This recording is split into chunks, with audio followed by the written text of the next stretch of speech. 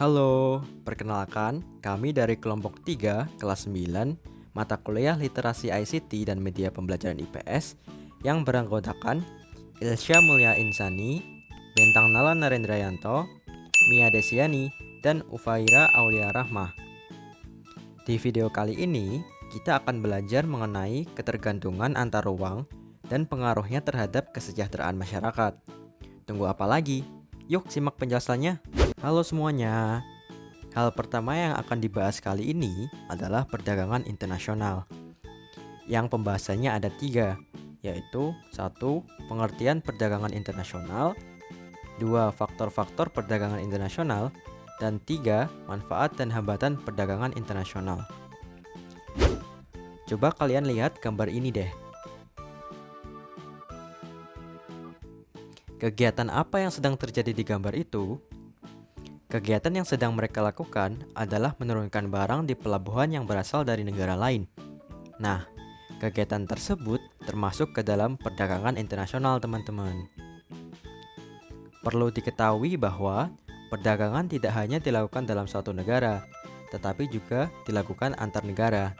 Karena sejatinya tidak ada negara yang dapat menghasilkan kebutuhannya sendiri. Perdagangan antar negara terdapat barang-barang keluar dan masuk dari suatu negara ke negara lain. Artinya, negara yang kelebihan barang akan mengirimkan barangnya ke negara lain. Mengirimkan atau menjual barang ke negara lain disebut ekspor. Negara pelaku ekspor disebut eksportir.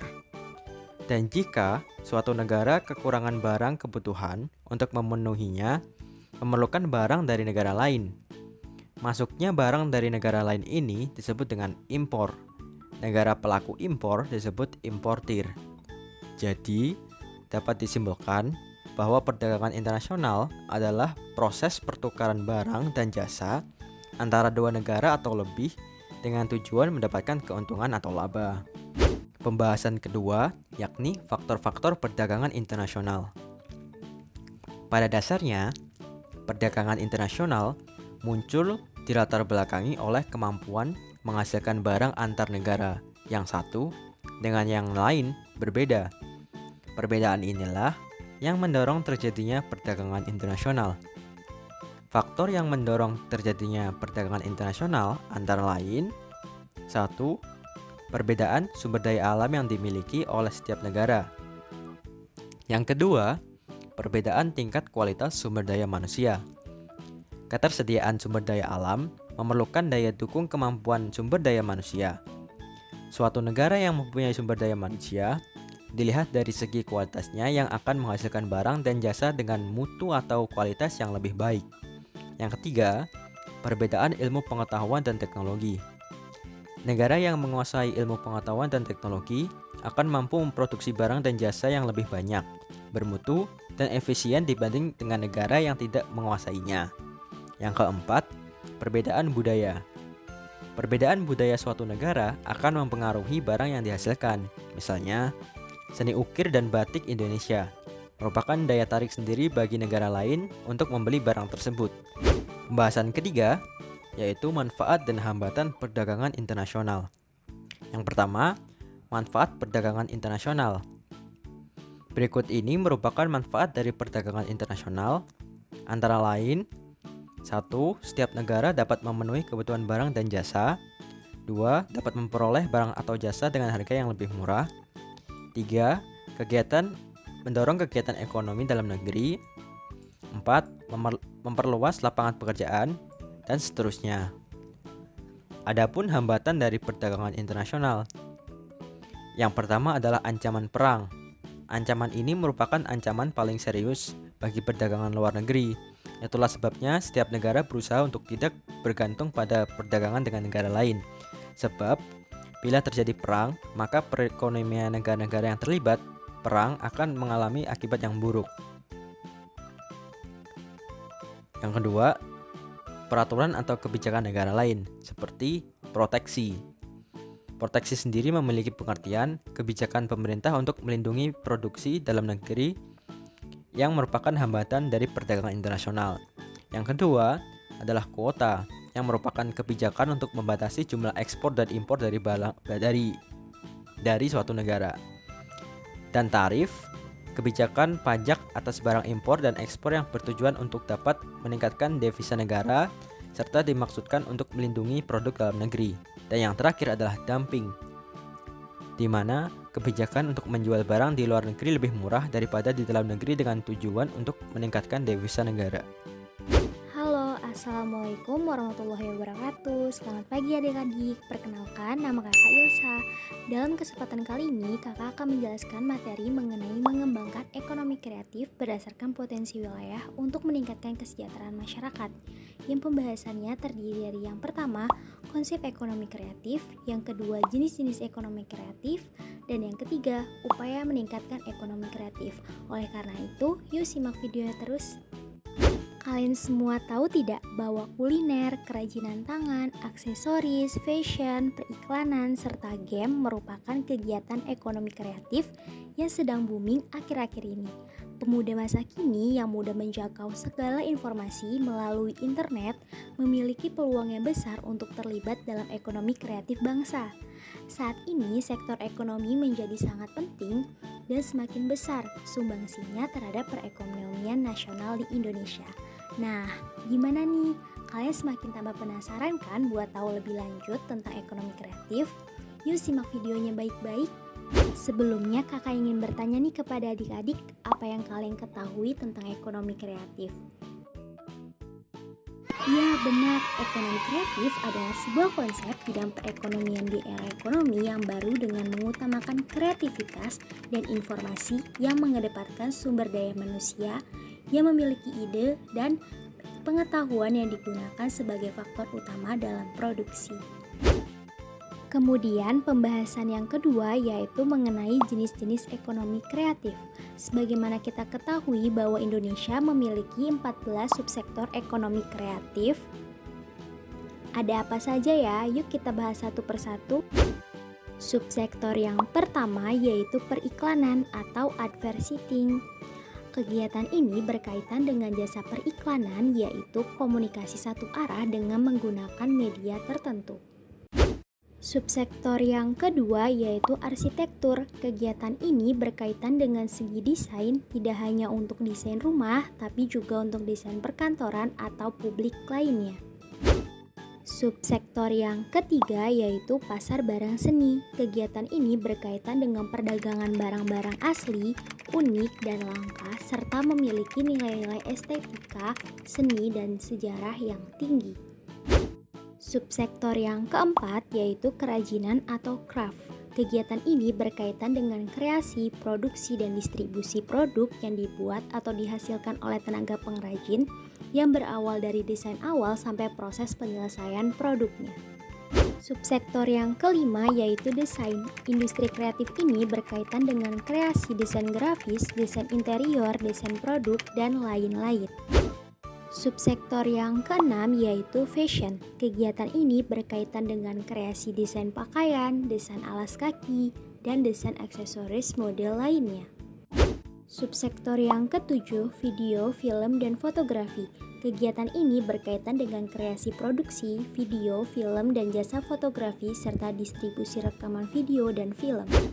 Subsektor yang ke-8, permainan interaktif atau game. Kegiatan ini berkaitan dengan kreasi, produksi, dan distribusi permainan komputer dan video yang bersifat hiburan, ketangkasan, dan edukasi. Subsektor yang ke-9, musik. Kegiatan ini berkaitan dengan kreasi atau kompetensi, pertunjukan, dan distribusi dari rekaman suara. Subsektor yang ke-10, seni pertunjukan atau showbiz. Kegiatan ini berkaitan dengan usaha pengembangan konten, produksi pertunjukan. Subsektor yang ke-11, penerbitan dan pencetakan. Kegiatan ini berkaitan dengan penulisan konten dan penerbitan buku, jurnal, koran, majalah, atau tabloid. Subsektor yang ke-12, layanan komputer dan perangkat lunak atau software. Kegiatan ini berkaitan dengan pengembangan teknologi informasi termasuk layanan jasa komputer, pengolahan data, dan lain-lain. Subsektor yang ke-13, televisi dan radio atau broadcasting. Kegiatan ini berkaitan dengan usaha kreasi, produksi, dan pengemasan acara televisi. Subsektor yang ke-14, riset dan pengembangan. Kegiatan ini berkaitan dengan usaha inovatif yang menawarkan penemuan ilmu dan teknologi. Selanjutnya, pembahasan yang ketiga yaitu upaya meningkatkan ekonomi kreatif. Yang pertama, menyiapkan insentif untuk memacu pertumbuhan industri kreatif berbasis budaya. Misalnya perlindungan produk budaya, kemudian memperoleh dana pengembangan, fasilitas pemasaran dan promosi, serta pertumbuhan pasar domestik dan internasional. Yang kedua, membuat roadmap industri kreatif yang melibatkan berbagai lembaga pemerintah dan kalangan swasta. Yang ketiga, membuat program komprehensif untuk menggerakkan industri kreatif, misalnya dengan pendidikan, pengembangan sumber daya manusia, desain, mutu, dan pengembangan pasar. Yang keempat, memberikan perlindungan hukum dan insentif bagi karya industri kreatif, misalnya perlindungan hak paten terhadap penemuan baru, merek produk atau jasa. Dan yang kelima, membentuk Indonesia Creative Council yang menjadi jembatan untuk menyediakan fasilitas bagi para pelaku industri kreatif. Dari uraian tentang subsektor andalan ekonomi kreatif ini menunjukkan bahwa pemerintah menginginkan ekonomi kreatif yang merupakan salah satu tulang punggung ekonomi nasional. Oleh karena itu, untuk mengembangkan ekonomi kreatif, pemerintah memiliki strategi dengan melaksanakan pembangunan secara terintegrasi antara masyarakat, swasta, dan pemerintah. Selain itu juga di Indonesia, perkembangan industri kreatif hingga kini akan menjadi modal dalam menghadapi masyarakat ekonomi ASEAN atau yang sering kita singkat dengan sebutan MEA. Sektor industri kreatif dipercaya mampu mendongkrak kegiatan ekonomi lokal dan diharapkan mampu menembus pasar internasional. Nah, adik-adik semuanya, kira-kira dari 14 sektor ekonomi kreatif yang telah dijelaskan tadi, kalian lebih tertarik di bidang apa ya? Dan mengapa kalian tertarik di dalam bidang tersebut? Kalian dapat pikirkan baik-baik ya. Selanjutnya, kita masuk ke pembahasan pusat keunggulan ekonomi. Kalian tahu tidak bahwa Indonesia itu memiliki sejumlah pusat ekonomi yang tersebar di seluruh wilayah Indonesia yang saat ini menjadi keunggulan bangsa, di mana pusat ekonomi tersebut perlu dikelola dengan baik sebab mempunyai pengaruh yang sangat besar terhadap kehidupan. Pengembangan dan pengelolaan pusat ekonomi di Indonesia dapat dilakukan dengan berbagai cara, baik itu dikelola sendiri oleh pemerintah ataupun dikelola oleh suatu perusahaan dan investor asing. Penasaran kan, apa saja sih pusat keunggulan ekonomi yang dimiliki oleh bangsa Indonesia? Nah, ini dia beberapa pusat keunggulan ekonomi Indonesia. Ada yang bisa tebak ini gambar apa saja? Betul banget. Gambar pertama adalah PT Freeport Indonesia. Yang kedua adalah gambar kilang minyak milik perusahaan tambang minyak negara. Dan yang ketiga adalah gambar batik. Kok bisa ya ketiganya menjadi pusat keunggulan ekonomi bangsa? Yuk simak penjelasan selanjutnya mengenai kontribusi tiga gambar tersebut terhadap perekonomian Indonesia. PT Freeport Indonesia. PT Freeport adalah sebuah perusahaan afiliasi yang berfokus pada menambang, memproses, dan melakukan eksplorasi terhadap biji yang mengandung tembaga, emas, dan perak di Papua. Perlu diketahui bahwa penambangan yang dilakukan oleh Freeport telah sesuai dengan analisis mengenai dampak lingkungan atau AMDAL yang disetujui oleh pemerintah. Sejak tahun 2018, mayoritas saham di PT Freeport dimiliki oleh pemerintah Indonesia melalui BUMN. Freeport sendiri menjadi salah satu pusat ekonomi yang menjadi keunggulan bangsa sebab dengan adanya perusahaan ini telah membentuk 0,8% dari keseluruhan pendapatan rumah tangga di Indonesia. Selain itu, PT Freeport pun telah banyak berkontribusi bagi perekonomian negara Indonesia, di antaranya menyediakan lapangan pekerjaan bagi 24.000 orang di Indonesia, yang mana karyawan Freeport sendiri terdiri dari 69,75% karyawan nasional, 28,05% karyawan Papua, dan 2,2% karyawan asing. Selain itu, Dalam kurun waktu 4 tahun terakhir, Freeport telah memberikan kontribusi lebih dari 37,46 miliar US dollar, lalu membiayai lebih besar 50% dari semua kontribusi program pengembangan masyarakat melalui sektor tambang di Indonesia, membentuk 44% dari pemasukan rumah tangga di Provinsi Papua, dan yang terakhir, keuntungan finansial langsung ke pemerintah Indonesia dalam kurun waktu 4 tahun terakhir sebanyak 59%. Selanjutnya, Perusahaan Tambang Minyak Negara atau PTMN. Perusahaan tambang minyak negara bertujuan untuk mendirikan dan mengoperasikan kilang minyak. Tidak hanya itu, PTMN juga mengolah minyak mentah menjadi produk petroleum yang menjadi bahan baku bagi industri petrokimia. Produk utama yang dihasilkan dari kilang minyak yaitu minyak bensin, minyak diesel, dan minyak tanah. Adanya kilang minyak ini membawa pengaruh besar bagi perekonomian negara, meskipun dalam pembangunannya membutuhkan biaya yang sangat besar. Terdapat beberapa kilang minyak di Indonesia, di antaranya Kilang Pangkalan Brandan, Kilang Dumai atau Seipakning di Riau, Kilang Cilacap, Kilang Balikpapan, Kilang Kasim, Kilang Balangon. Batik Indonesia. Batik merupakan hasil ekonomi kreatif milik Indonesia yang telah dikembangkan sejak dahulu. Beberapa wilayah di Indonesia menjadi pusat penghasil batik dengan berbagai macam motif yang menjadi ciri khas. Jenis batik di Indonesia terdiri dari batik tulis, batik cap, dan batik lukis. Pada tanggal 2 Oktober 2009, UNESCO menetapkan batik sebagai warisan kemanusiaan untuk budaya lisan dan non-bendawi. Selain itu, Departemen Perindustrian telah mendokumentasikan sebanyak 2.788 motif batik dan tenun tradisional guna mengamankan motif batik agar tidak dicuri oleh pihak lain.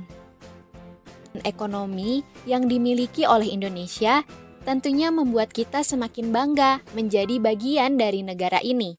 Sebagai warga negara, kita perlu menjaga pusat keunggulan ekonomi tersebut demi kesejahteraan masyarakat. Selain itu, semoga pemerintah semakin konsisten lagi dalam membangun pusat keunggulan ekonomi di Indonesia. Berikutnya, kita akan membahas tentang pasar bebas. Apa sih yang ada di pikiran kalian ketika pertama kali mendengar kata pasar bebas? Pasar yang menjual berbagai jenis barang secara bebas, bukan? Sebenarnya, yang dimaksud dari pasar bebas di sini merujuk pada kebijakan di mana pemerintah tidak mendiskriminasi impor maupun ekspor. Dalam pasar bebas, pajak serta bea cukai barang yang masuk atau keluar dari suatu negara biasanya akan dihapuskan. Pasar bebas juga biasa disebut sebagai perdagangan bebas. Kebijakan pasar bebas ini umumnya mempromosikan mengenai perdagangan barang dan jasa tanpa pajak atau hambatan dagang lainnya, serta akses pasar dan informasi pasar yang tidak diatur. Ada banyak organisasi yang berkaitan dengan perdagangan bebas. Ini merupakan beberapa organisasi ekonomi dalam rangka perdagangan. Masyarakat Ekonomi ASEAN atau disebut juga ASEAN Economy Community. Ini merupakan bentuk integrasi atau penyatuan ekonomi di kawasan Asia Tenggara yang memberlakukan perdagangan bebas. Rencana awal MEA ini dimulai dari disepakatinya ASEAN Vision 2020.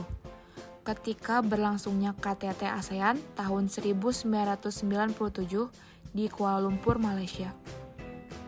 Inti dari ASEAN Vision ini mengutamakan pembentukan kawasan ASEAN yang stabil, makmur, dan kompetitif dengan pertumbuhan ekonomi yang adil dan merata, serta dapat mengurangi kemiskinan dan kesenjangan sosial.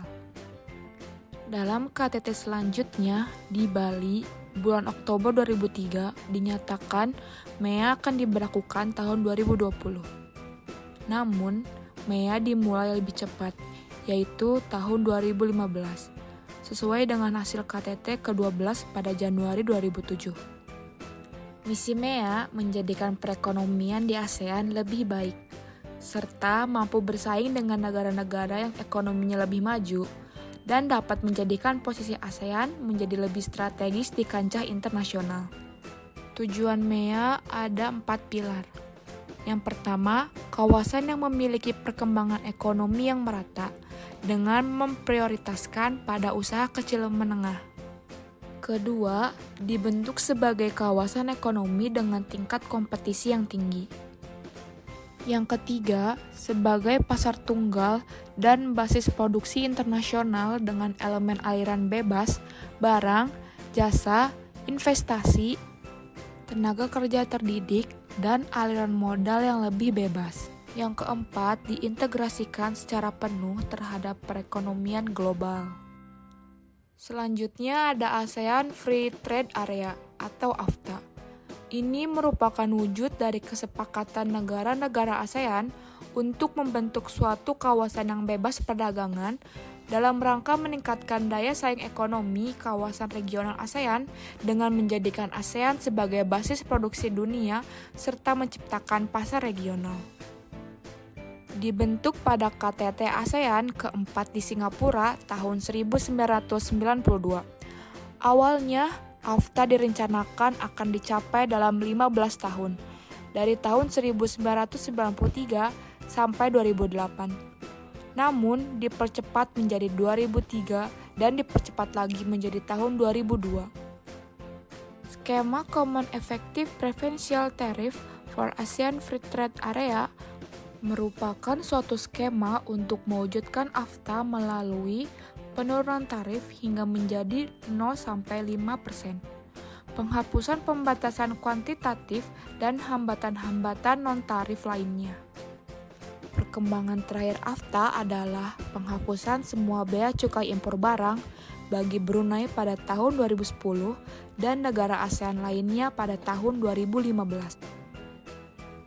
Tujuan AFTA yaitu menjadikan kawasan ASEAN sebagai tempat produksi yang kompetitif, sehingga produk ASEAN memiliki daya saing kuat di pasar global. Kemudian, menarik lebih banyak Foreign Direct Investment atau FDI dan meningkatkan perdagangan antar negara anggota ASEAN atau Intra-ASEAN Trade. Latar belakang didirikannya Asian Pacific Economic Cooperation atau APEC akibat dari perubahan Uni Soviet dan Eropa Timur. Runtuhnya Uni Soviet dengan sistem ekonomi komunis yang tertutup secara bertahap diikuti oleh negara Eropa Timur yang berubah menjadi sistem ekonomi liberal dan bebas. APEC terbentuk karena kekhawatiran gagalnya perundingan di Uruguay yang melatar belakangi terbentuknya WTO. APEC ini digagas oleh Bob Hawke, Menteri Australia pada tahun 1989 ketika berpidato di Seoul. Pada akhir 1989, 12 negara yang hadir di Canberra sepakat mendirikan APEC. APEC memiliki tujuan, yaitu meningkatkan kesejahteraan, pertumbuhan, dan kerjasama ekonomi di kawasan Asia Pasifik, memperjuangkan kepentingan ekonomi di kawasan Asia Pasifik, tempat usaha negara maju untuk membantu negara berkembang, meningkatkan perdagangan dan investasi antar anggota, menjalankan kebijakan ekonomi secara sehat dengan tingkat inflasi rendah, dan yang terakhir, mengurangi dan mengatasi sengketa ekonomi perdagangan. Untuk selanjutnya ada Uni Eropa atau Masyarakat Ekonomi Eropa. Uni Eropa terbentuk pada 1992 melalui perjanjian Maastricht. Sebelumnya, pada tahun 1950, Menteri Luar Negeri Prancis, Maurice Schumann, berkeinginan menyatukan produksi baja dan batubara Prancis dan Jerman dalam wadah kerjasama yang terbuka untuk negara-negara Eropa lainnya, sekaligus mengurangi kemungkinan terjadinya perang. Keinginan tersebut terwujud dengan ditandatanganinya Perjanjian Pendirian Pasaran Bersama Batu Bara dan Baja Eropa atau European Coal and Steel Community oleh 6 negara yaitu Prancis, Jerman Barat atau Republik Federal Jerman, Belanda, Belgia, Luxembourg, dan Italia. Keenam negara tersebut selanjutnya disebut sebagai The Six States. Melalui perjanjian Maastricht, ke-12 negara anggota masyarakat Eropa dipersatukan dalam mekanisme kesatuan Eropa dengan pelaksanaan secara bertahap. The Treaty on European Union mulai dilaksanakan pada tanggal 1 Januari 1993 setelah diratifikasi oleh semua parlemen anggota masyarakat Eropa. Mulai tahun 1999, masyarakat Eropa hanya mengenal satu mata uang yang disebut European Currency Unit atau European Union. Pada tahun 2004, keanggotaan Uni Eropa berjumlah 25 negara. Tujuan Uni Eropa yaitu integrasi Eropa dengan cara menjalin kerjasama ekonomi, memperbaiki taraf hidup, dan memperluas lapangan kerja. Kemudian, memajukan perdagangan dan menjamin adanya persaingan bebas serta keseimbangan perdagangan antar negara anggota. Menghapuskan semua rintangan yang menghambat lajunya perdagangan internasional dan meluaskan hubungan dengan negara-negara selain anggota Uni Eropa.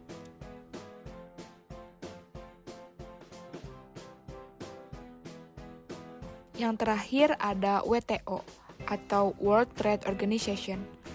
WTO sebagai organisasi perdagangan dunia yang merupakan satu-satunya badan internasional yang mengatur masalah perdagangan antar negara. Terbentuk pada tanggal 1 Januari 1995 setelah perundingan putaran Uruguay dan untuk menggantikan GATT. Para peserta setuju pemotongan pajak atas bea masuk terhadap produk-produk tropis dari negara berkembang, menyelesaikan sengketa, dan menyepakati agar para anggota memberikan laporan reguler mengenai kebijakan perdagangan.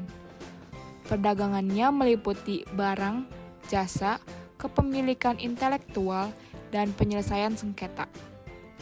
Anggota WTO berjumlah lebih dari 150 negara dengan diantaranya 117 negara berkembang. Tujuan dari WTO yaitu meningkatkan kesejahteraan anggotanya, membantu produsen barang dan jasa, serta eksportir dan importir dalam kegiatan perdagangan, mendorong lebih terbukanya perdagangan dunia, menciptakan aturan dan prinsip guna mengatur perdagangan internasional, menyusun kewajiban anggotanya untuk menjamin berjalannya sistem internasional non-diskriminatif, menyediakan forum untuk membicarakan isu-isu perdagangan internasional, dan menyediakan mekanisme penyelesaian perdagangan internasional. Sekian pematerian kali ini, terima kasih sudah menonton, dan sampai jumpa di video-video selanjutnya.